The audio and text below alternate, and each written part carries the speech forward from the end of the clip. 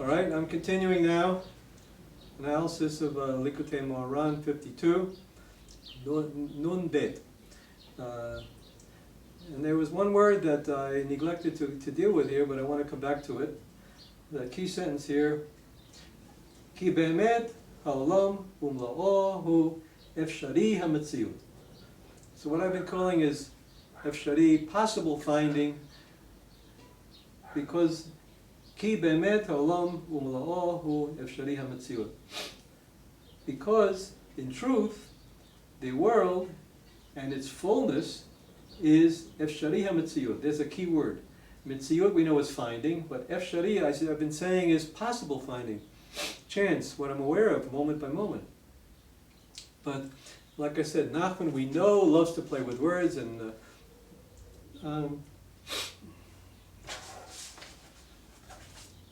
what do I do with it? Here it is. Excuse me. Loves to play with words. So the word efshari ha'metziut. Now this I haven't found it in reading Nachman yet, but I found it in the dictionary, in the Talmudic dictionary. If you look in the Al-Qadai Contemporary Hebrew Dictionary, the big fat one, you don't find this meaning for efshari, pashar, the root pashar. The word lit pasher, to compromise, poshrim, mayim poshrim, lukewarm water. Those are contemporary meanings of the word, pashar. But the underlying root of that is to divide. And you don't find that if you don't look at the Talmudic dictionary. I forgot what it's named. The big fat Talmudic dictionary. Anyway, pashar, and it has other meanings. Let's see, where is that? To spread out, release, dissolve, disentangle. All these are possible meanings for the word pashar. So now I've been saying that efshari metziut, chance finding, possible finding, efshari, what's possible in contemporary Hebrew, the efshar, bilti efshar, is possible, it's not possible. But here we're seeing a different meaning. What is scattering, dividing, disentangling, what does it have to do with that? Very simple. If you look at the difference between deduction and induction, so Nachman is playing around here with the difference between deductive logic and inductive logic. Whether we think of the world, which is in a deductive way, and think of it as a big system that's necessary, or we look at the world and we deal with it moment by moment in terms of awareness, and we see it as a bunch of chance things that are possible. I could be aware of this, I could be aware of that, and I can control my awareness by meditative techniques or whatever, or by following the guru or something, or following the Rebbe. There are two different ways of looking at reality. And we can escape from what seems like obligatory reality simply by, boy, I didn't notice the time, 25 after we started, 25 after. Okay.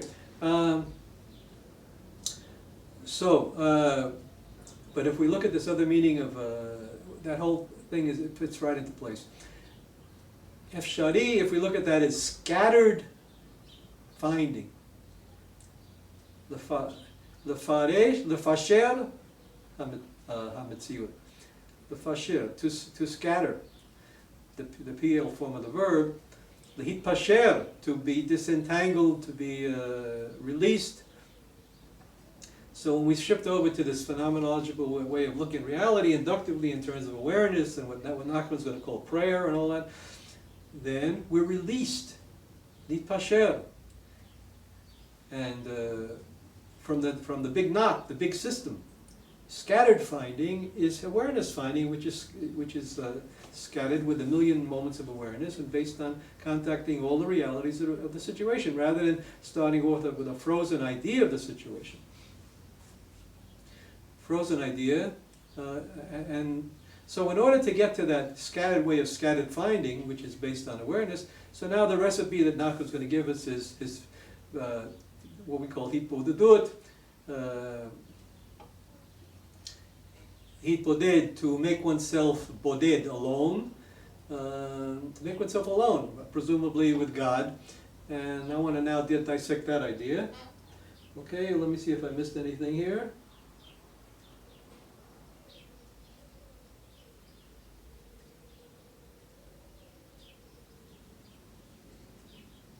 Okay, so let's,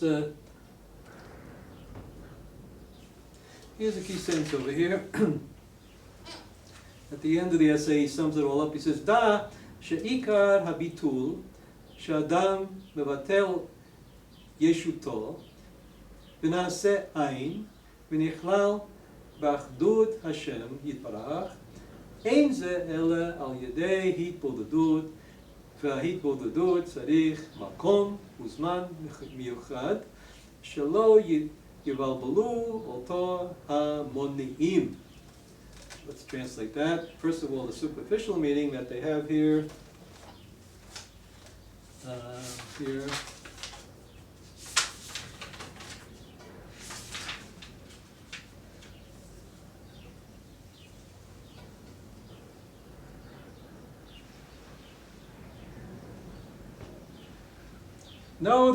Know the essence of bitul, that a person negates his corporeality and becomes ayin, nothingness, becomes encompassed in the oneness of God, is achieved only through hitbodedut. Hitbodedut requires a special place and time so that he is not disturbed by distractions. Okay? So now I want to focus on some key words there.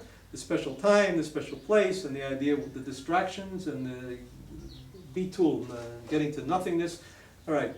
First of all, I have an hour or an hour and a half long video called hitbodedut on the internet, where I deal with this in great depth from the point of view of gestalt therapy. If you want to see that, thousands and thousands of people already looked at that already. It's one of my biggest hits. Why, I don't know, but that's the way it is. Okay, but I'm going to just deal with the subject here very quickly. I have what's left of this tape to do it on.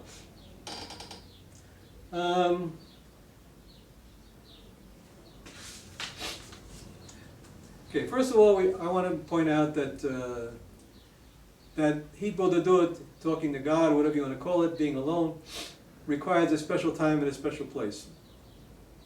He's saying it does. He's saying you got to go out there at midnight and where nobody is, and that's a special time and a special place where nobody is, and talk to God there.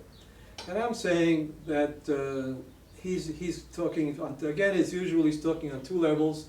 He's talking on the Peshat level, the simple level for the simple people, and he has a deeper meaning for the deeper people. The Peshat is exactly what he says. Go out in the woods somewhere and talk to God. And do it at night so you can be more alone, because less people are going to be there in the woods at night. Trouble is, that was 1800 in the Ukraine, where there were lots of woods around. But what about doing that in Tel Aviv, or doing that in Detroit, or doing that wherever the heck you're going to be, where there ain't, you go out in Detroit at night, you'll be lucky if you come back alive. All right, even Tel Aviv is getting dangerous these days. You might get away with it in a place like Yavniel in Galileo, you know, but so we're going to throw away, we're going to throw Nachman out the window because of the Industrial Revolution? He's obsolete? No. We just got to put away the simple meaning for simple people and go to a complicated meaning for complicated people. Okay? If you're a simple person, you still wouldn't be still listening to this thing. You'd have deleted it long ago. So I hope you're willing to listen to this one also. So, when I do gestalt therapy with 630 people for 37 years, I'm basically doing what he calls hitbodedut.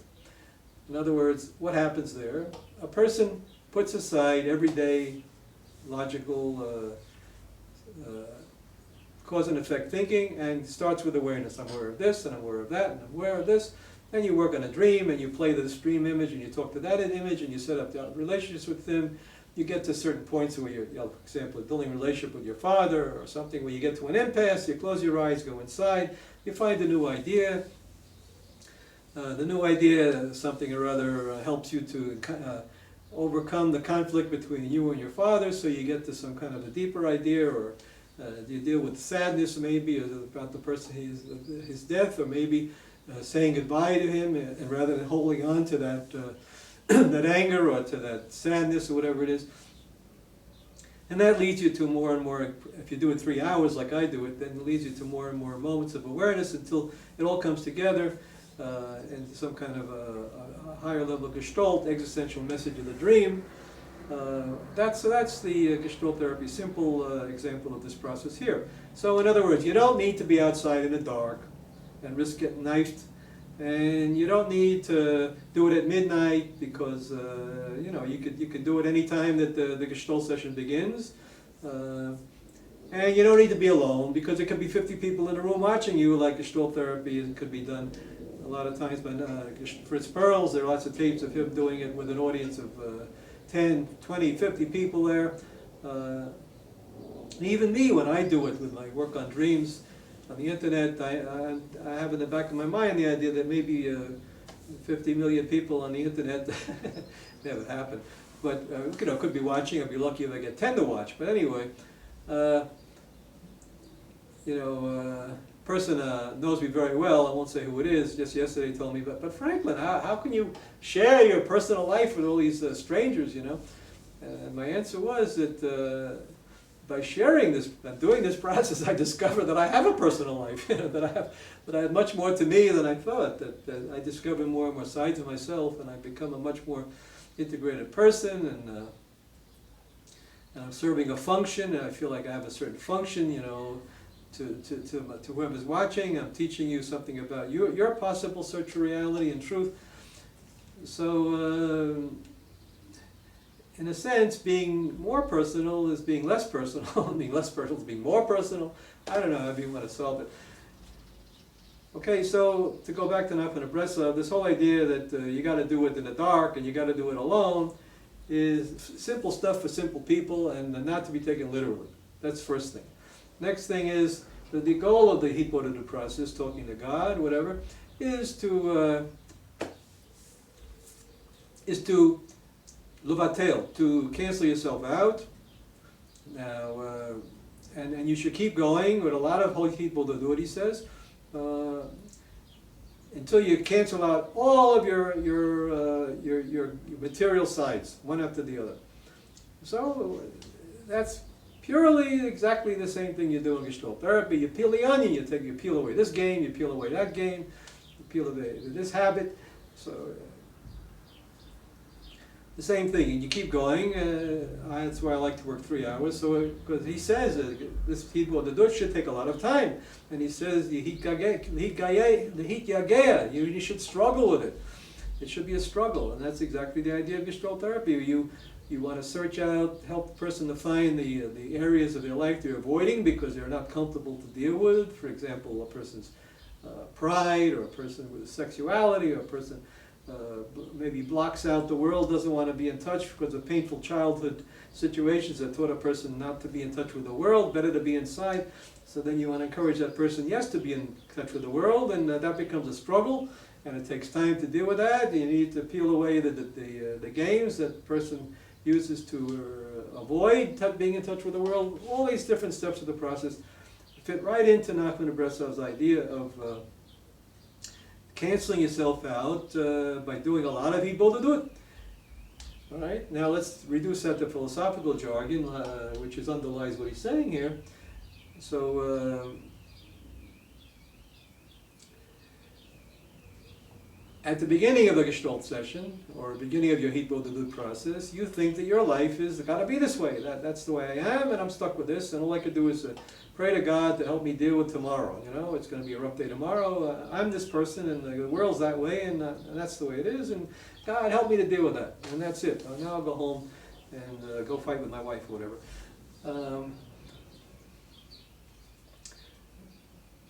But that's just the beginning. That's when you first start working. You see the world as simply a necessary reality, something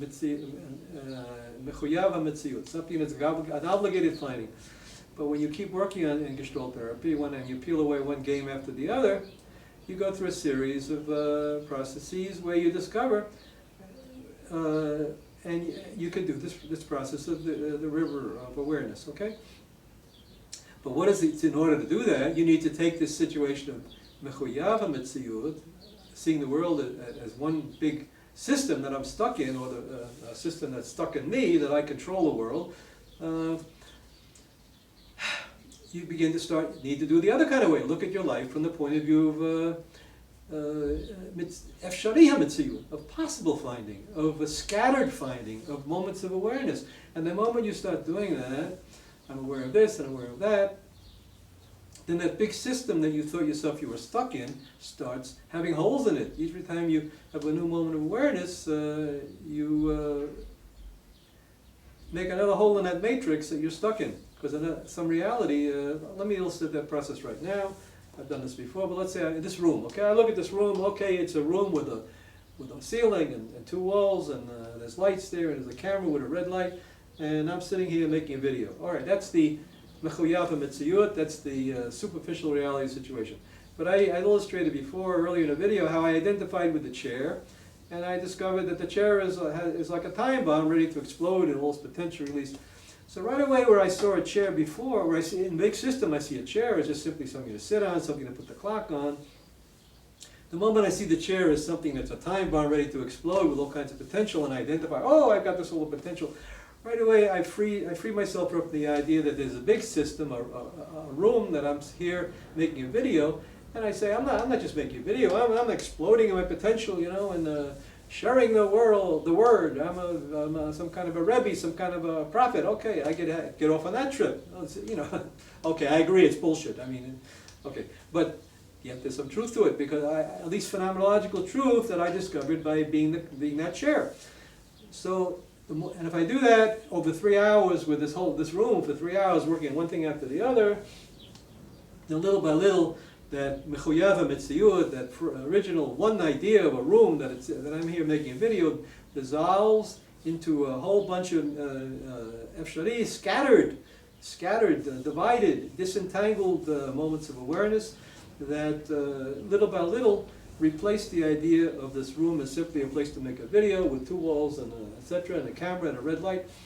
There's some kind of other reality that becomes, I set loose here when I do this process of awareness of hitbodedut. I'm doing hitbodedut because I've isolated myself from the system, from the frozen idea that this is a room to make a video with a red light blinking. I isolated myself from that, and I go into my life, I go into my awareness. So what am I doing? The hitboded. I isolate myself from that other world of the matrix of function and cause and effect logic, deductive logic.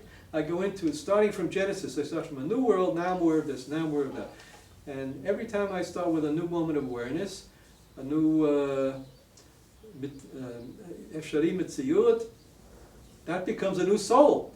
Here I am working on as Israel, going back to his metaphor, I'm an Israeli, a person with a balanced sense of awareness, and I'm finding moments here of new souls. Every time I'm aware of something, it's a new souls.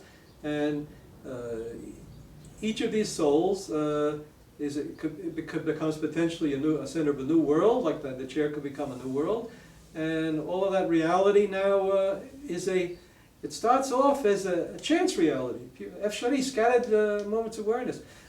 But if I do that enough with this room and get in touch with enough objects, and I've done that, for example, working on dreams, if you work, that original idea of the dream or the original idea of the room dissolves, disentangled, becomes a whole scattered finding of moments, and that other reality disappears, and at the same time my original ego idea of who I am, a person that's in here to make a movie in order to get fame and glory, whatever, that dissolves into the bigger reality that I discover as I go into the scattered moments of awareness. But at the same time, the scattered moments of awareness, once I discover them, and me as God of my own little world here, me a little godlet, right away start coming together into higher levels of integration. And if I stayed with that process of working on the dream for this room for 3 hours, simply as a room, then lo and behold, I would just get to some kind of existential message of what the dream is telling me here and now.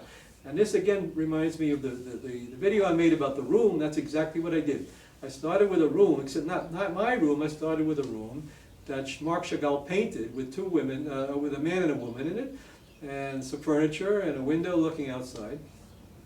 And I started identifying with the objects. I started on the wall, on the floor, on the air, I'm the man, I'm the woman, one by one, and I took these things and little by little worked on that thing, and it came out with, I ended up putting aside my idea that, oh, I'm so depressed because here I am in this room. That was 1991.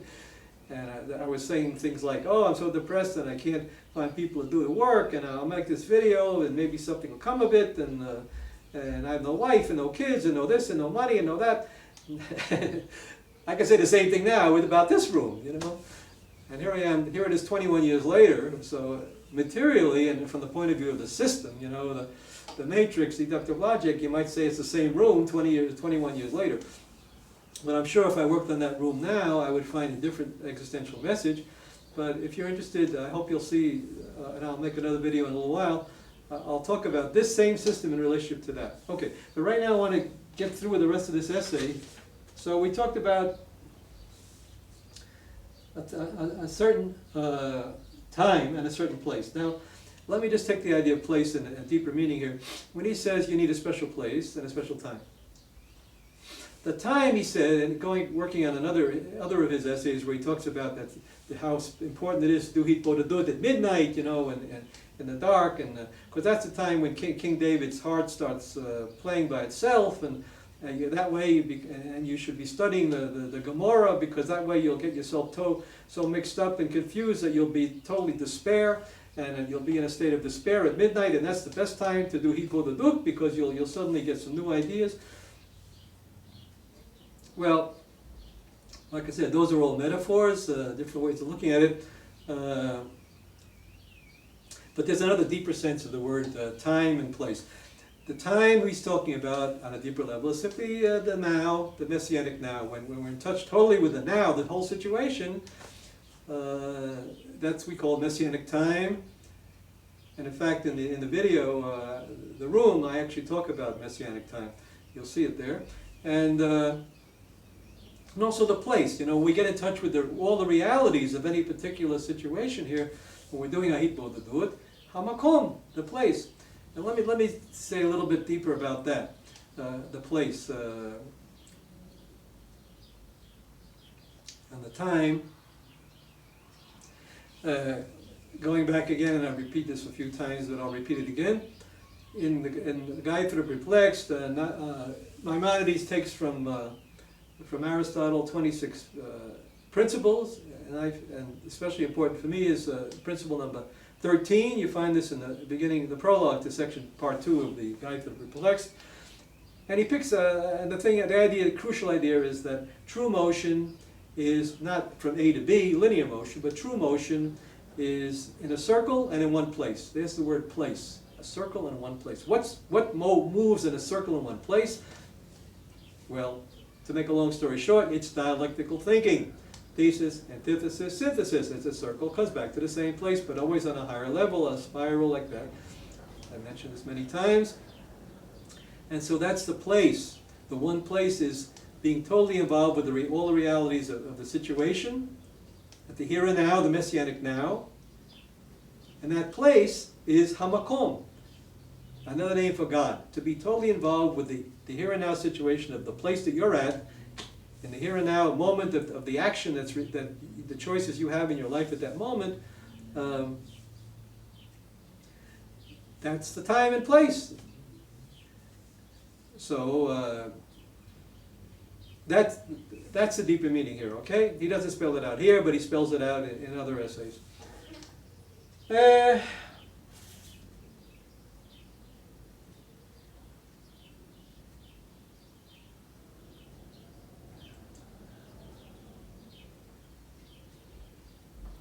Okay, another thing he says is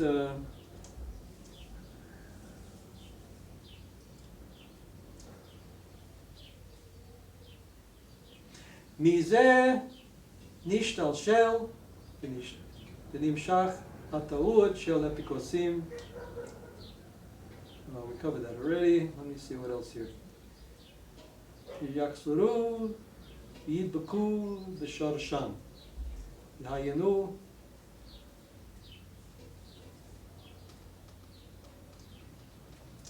V'ikar hakavana shebara kol haolam Bishvil Yisrael Haya כדי שישראל יעשו רצונו ושיחזרו וידבקו בשורשן, דהיינו שיחזרו ויאכלו בו.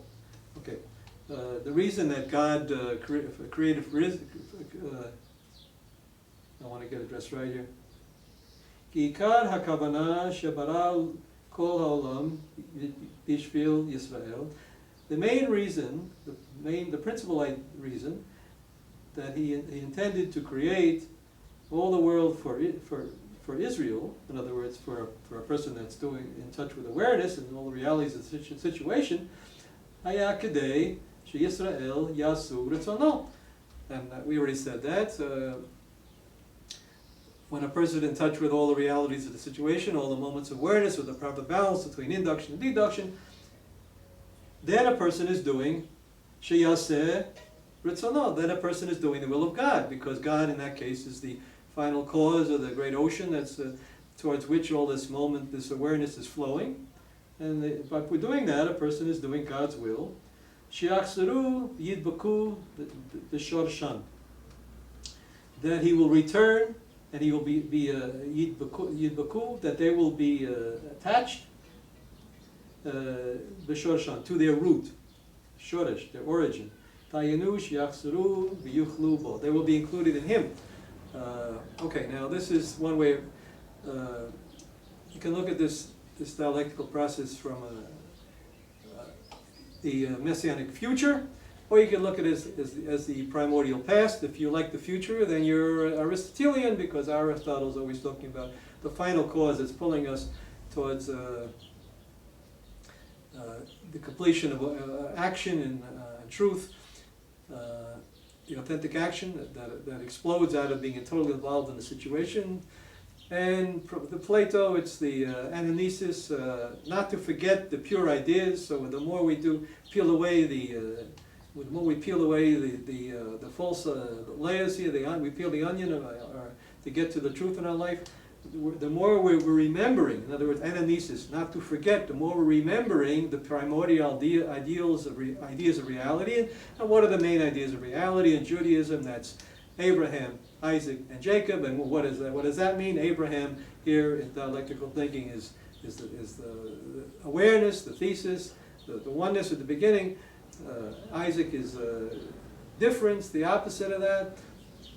The opposites, din, the moment, the world out there, everything splits up into the manyness, and then Jacob is the proper balance, the middle way. I don't want to go into that because I've dealt with that in a previous video, especially the one about chen on Likutei Moharan, number 1, the topic of chen, relationship between the two sides, chet and nun.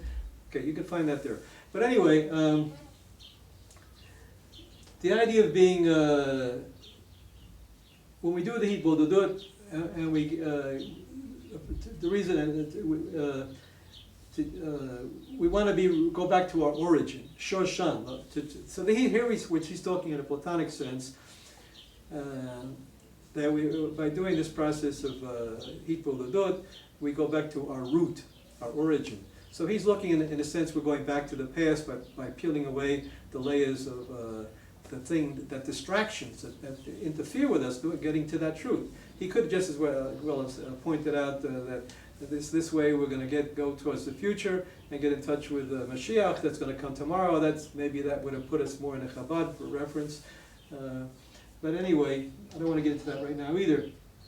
But I do want to deal with the idea of peeling away the distractions that prevent us from getting to either the origin or getting us from to the pure action. Hamonim. Let me repeat that sentence again. The hitbodedut tzarich makom uzman miyuchad shelo yivalbelu alto hamonim, which means hitbodedut, this moment of isolating yourself and shifting from deductive logic to inductive logic, needs a place and a time. We already talked about that.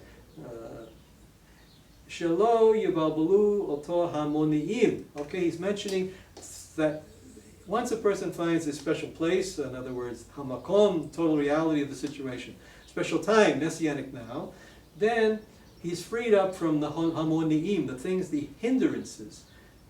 Monea, this is what obstructs, hinders a person. Now, what are the hindrances we're talking about here? Relating for a couple of minutes to that video that I put on the internet, there I spelled it out very clearly, hitbodedut, the false things that a person does in hitbodedut that serve as hindrances. He doesn't spell it out here, but I'll just mention them. Just to review, I hope you'll look at that video, because I did it in great depth there. But from a gestalt therapy point of view, the things that inhibit it to us are, there are 5 major ones. They're called confluence, introjection, projection, retroflexion, and egotism. If a person is, confluence is a level of kan, this means with in Latin, kan, and fluere, to flow. A person that's flowing with the past is not going to be, is a person that's totally out of touch with awareness at all. So in terms of this essay, of Nachman's jargon here, we're talking about a person that's totally stuck in the everyday reality and seeing that as the mechuyav hametziut, the obligated finding. That's the way it is. I got to pay the rent, and I got to go to make a living, and I got to do this, and I got to do that, and there's no choice, and I'm stuck in the system, and the system's stuck in me, and etc., etc. Okay, so that's confluence. That's total absence of seeing the world as efshari hametziut, as a scattered reality open to the messianic now, and etc., etc., etc. So that's the lowest level of being blocked and stuck in mechuyav hametziut, but it's a false obligated finding, because you're not open to either to the Platonic idea of going to back to origins, or to the Aristotelian idea of going forward to the Mashiach idea in the future, the totally authentic action. But you're just stuck and not moving anywhere. Okay, no motion, no.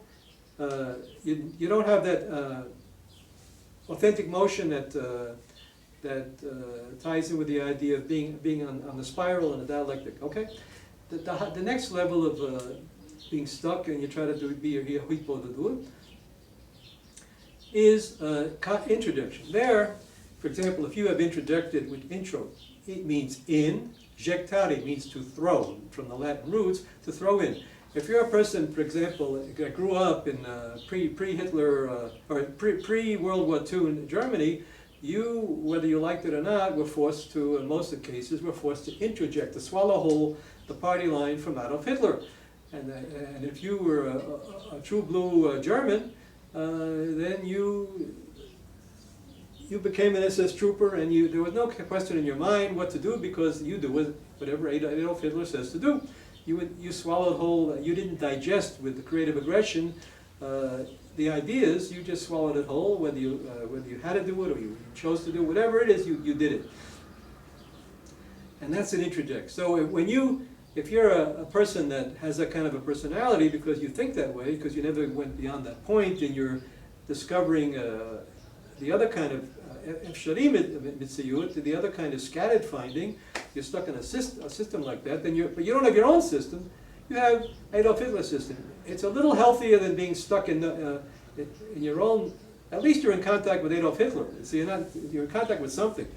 But that's as far as it goes, because once you now, the same thing goes if you have an authoritarian father, or an authoritarian rabbi, or an authoritarian teacher, or the media, when you were 5 years old, has saturated your brain from watching TV all the time.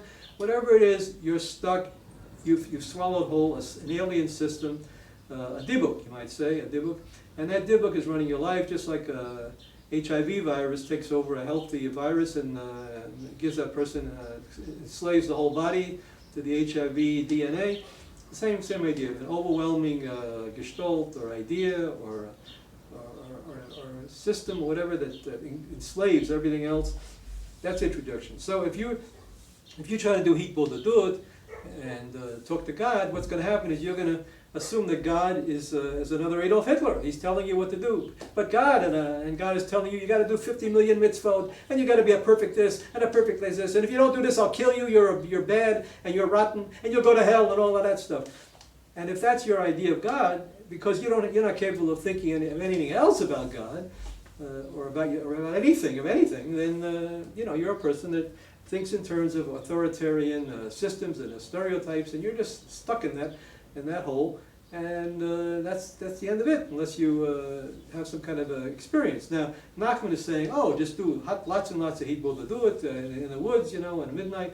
You might get out of it that way, but on the other hand, you might do so much. You might go in the woods there and have God telling you you're so rotten that you might just take out a knife and kill yourself to escape from feeling so guilty and so bad. So a recipe for hitbodedut that tells you just to do it by yourself without proper guidance could be a recipe to lead you into depression and God knows what. Rather than to lead you to God, because all you're getting to is in touch with the introjects that you swallowed whole when you were 5 years old and too young to think. A lot of people, even when they're 50 years old, still go to become the Baal Teshuvah's new Jews, you know, and then they swallow this Rebbe and they swallow that Rebbe. That's because when they were 5 years old, they learned to swallow authoritarian figures, and that's a danger with these Hasidic cults. People come from being total hippies to being total Hasidim to being total this to total that. And everything is black and white and good and evil, and I'm the good guy, you're the bad guy, and whatever, endless. All right, so that's introduction. Projection, you know. They're all out to get me. Project, pro is forward, ejectare, throw. I throw everything out there into the world, everybody's out to get me, or the woman thinks everybody's out to rape me, or something. But there's aggression, creative force here coming out, but it's all directed back on yourself from the world. You see it happening in the world, and that you're not in action. It's not my aggression. It's the world coming to attack me. So that's another trip that Meshugana hitbodedut can lead you into.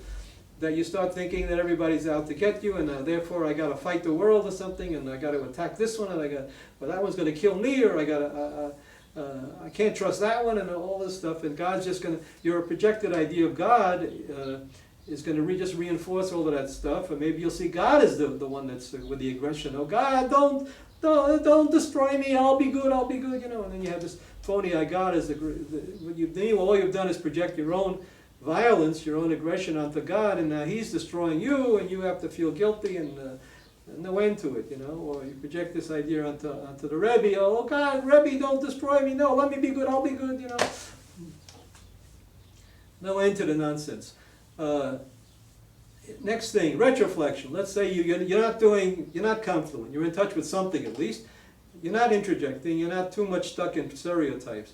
You're not doing projection. You're not projecting all your creative energy out onto the world. But you're doing something else. You start being authentic. You start releasing all your energy. I'm going to find God. I'm going to do great things in the world for God's sake, whatever it is, or for the sake of my family, whatever.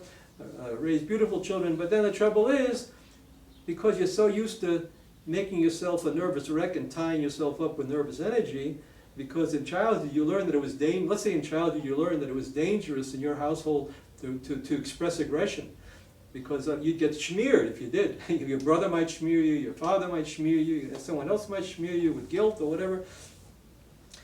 So your energy, instead of letting it out into the world, you project, you tense yourself up, you get to be a nervous wreck, your muscles are tense, your ideas are just all the time coming back to yourself. You're just, everything retro, flectari.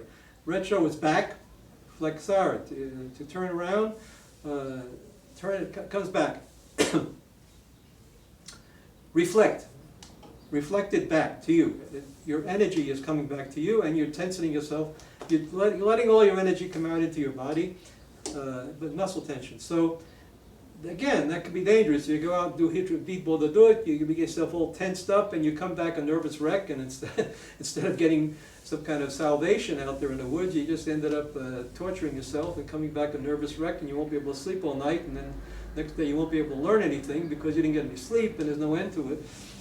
And of course, sex with your wife is impossible if your body's a nervous wreck with all this tension. So there goes sex, there goes enjoying sex. No end to it. All right, so that's the fourth one. And these are the monim. I repeat the sentence from Nachman of Breslav. hitbodedut tzarich makom b'zman miyuchad shelo yivalbelu oto hamoniim. So that the hindrances won't interfere, obstruct him. So we need this special time in this special place in order to be freed up from the hindrances. But we can also, we don't need the woods, we don't need to be alone. We can also get freed up from the hindrances just by doing a little work on awareness, reading, even if you don't do gestalt therapy, you can read a book about it, at least be a little aware of what's going on. Okay? So the last one is egotism. He even alludes to that egotism thing here, where you have a certain frozen image of who you are. For example, you're all set to serve God and release your energy, and you're in touch with God in either in the woods or anywhere, and you suddenly start feeling, oh, wait a second, I'm not a religious person. I can't get into that stuff. I'm inhibited. I can't let myself go with the flow here. Maybe next year I'll be ready for that. Right now, I'm just ready to read a book. I'll study about God or something like that. I'll learn 50 million mitzvot. That way I'll find God. But meanwhile, a frozen image of myself, who I am, keeps me from really being in touch with the makom, the whole reality of the situation, and finding God through the reality of the situation. So he talks about that. He says here, you got to do lots and lots of hitbodedut. In order that, he says, v'chen yinhog zman rav hitbodedut. And therefore, he'll conduct himself a lot of time with hitbodedut, with this process. And even though he does that, he keeps finding more and more problems to peel away, more and more layers of crud to peel away from his personality. And the last one is he says here, Shadain lo bitel legamre hageut v'hagasut. The last thing is he still didn't negate entirely the pride and the gasut, the vulgarity. So there's still some kind of frozen idea of who I am that's preventing him, even if he got to that point. There's still some kind of a frozen image of who I am, my ego, that prevents that from happening. Levatel, you want to get to a state of levatel, to cancel out, to negate. Remember, you think of it this way, dialectically, that the left side, when you start from oneness, using deductive logic, and you break everything down into the big system, that's called tzimtzum number one, where God's message or the word or the impulse to do an action is contracted into the many, many practical details of doing that action. In Genesis, God had to contract his infinite possibilities to select certain possibilities. He selected four-legged bears, and he contracted himself, so he ignored five-legged bears, and that was part of creation. Okay, so that's tzimtzum number one. L'tzamtzem, contract, to narrow. So the action, or God's word, or whatever it is, the idea is contract itself to just only this 50,000 parts of the system, nothing more than that. The system is only these 50,000 parts locked into a matrix, an idea, and that's my world. And that leads you to the state of being stuck at, first you go through the water, and then get stuck in alchemical earth. Everything is one big clod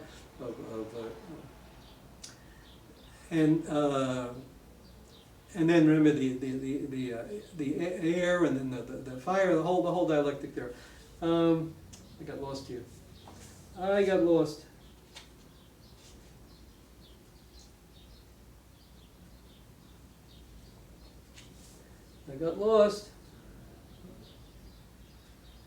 I was talking about Chen Yinhog, Zman Rav, do the hitbodedut, cancel out the ego. Oh yeah, I wanted to say.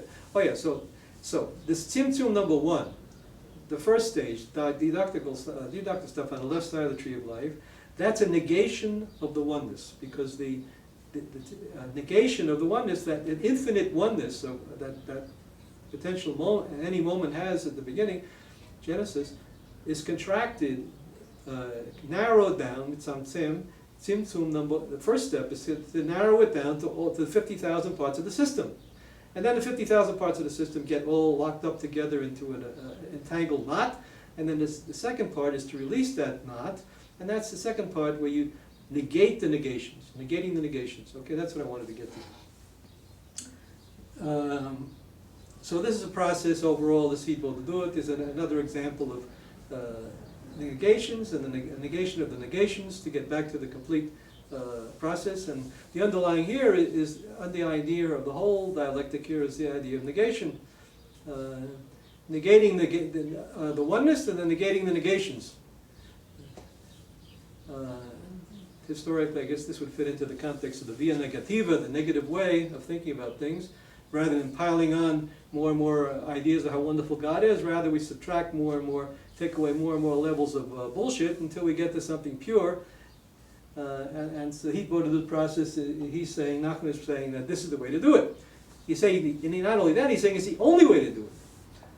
Okay, but by that he doesn't mean the only way to do it is to go find some woods when there ain't no woods.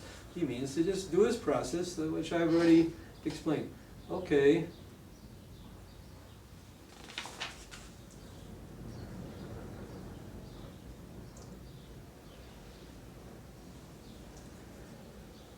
All right, going back to the original quote that he took from the Talmud at the beginning of this essay here, Rabbi Chanina ben Chachinai Omer, Haneor balayla, v'hamalech b'derech yichidi, u'mefane libo levatala, harei zeh mitchayev b'nafsho.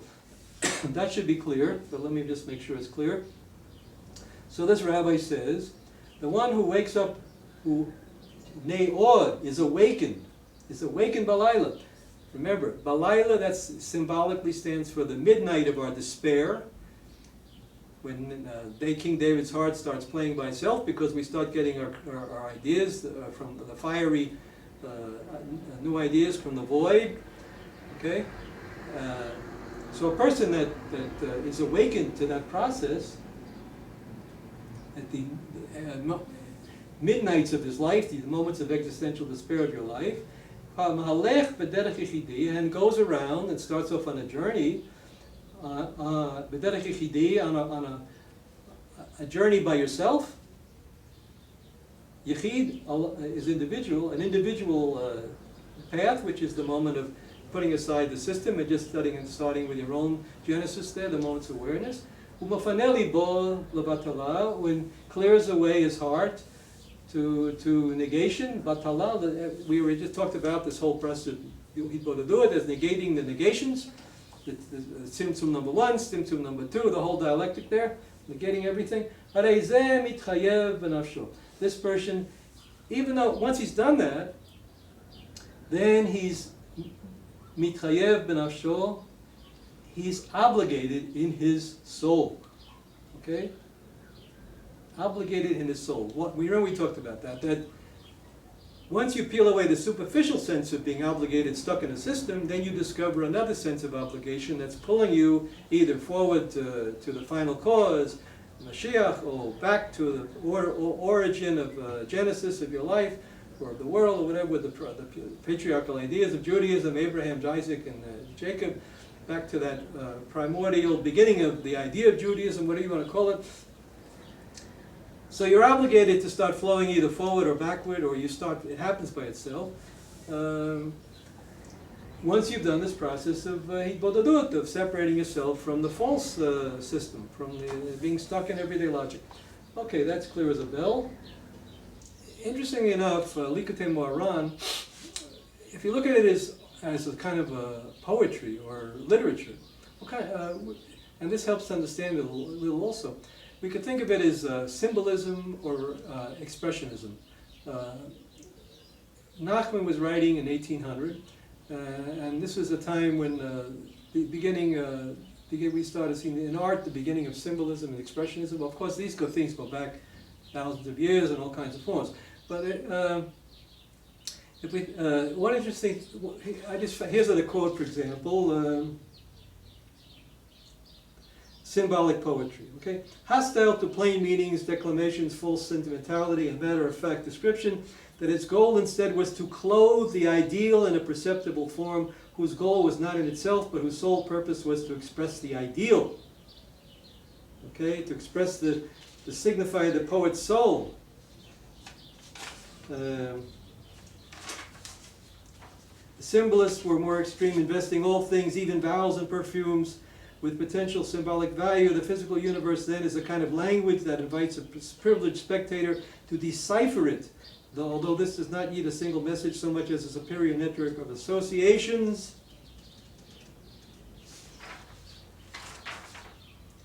Both write the writer as extreme individualism, the act of creation, stories about God, men, especially the Stations of the Cross about Jesus and all that stuff. So here, this is a similar kind of a literature. The metaphors that Nachman is using here fit right into this tradition of a symbolist, symbolic or expressionist literature. And the underlying metaphor all the time usually is the same idea of the God-man, what they call in the Kabbalah Moshe, the inner Moshe of every Jew, or the Christians would call it the inner Jesus of every Christian or whatever. That the demiurge, this underlying dialectical process that is the base of reality, and our expressions in our life and our metaphors for that. And so this kind of work we're doing here fits into the heading of literary criticism as just as well. It fits into hermeneutic interpretation of theological texts, or whatever you want to call it. So that's another way of looking at this thing here. If we look at Nachman of Breslav's work, and especially when we take a very deep essay like this 52 here, and he's talking about the difference between necessary reality and possible efshari, scattered necessary finding and scattered finding. He's alluding to that deeper reality that dialectical theory and art and literature and religion tries to spell out.